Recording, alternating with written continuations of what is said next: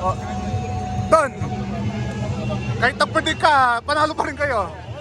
Wala naman to sa apat na panalo, only 4-0. Oh. Champion pa rin. Pakiramdam na ano, champion kayo ng all Filipino. Sobrang saya, especially back to back, diba?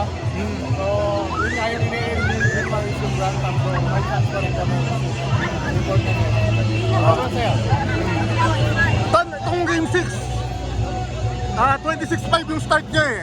Pero, umabot pa rin TNT. Paano nyo na-manage na kaya nyo pa rin ma-close out tong game tonight? Kaya yung stay composed, gano'n naman yung series eh. Kumbaga, laging gano'n nangyari. Like game 5, nalamangan kami, umabot. So kumbaga, laging gano'n nangyari. So we just stay composed and, you know, Chris was yung stop niya kay Calvin nung second. Don, itong conference started out hindi maganda 0-2. Yung first game nyo, yung ano mo nga. Pero bumulusok kayo hanggang dito sa finals. Maganda yung pinakita mo throughout the conference.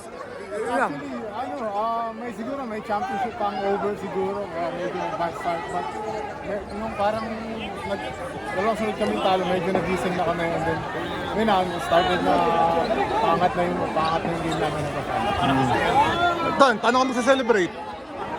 Kaya magdi-dinner, tsaka giinom kasama yung mga team after party. Don! Thank you.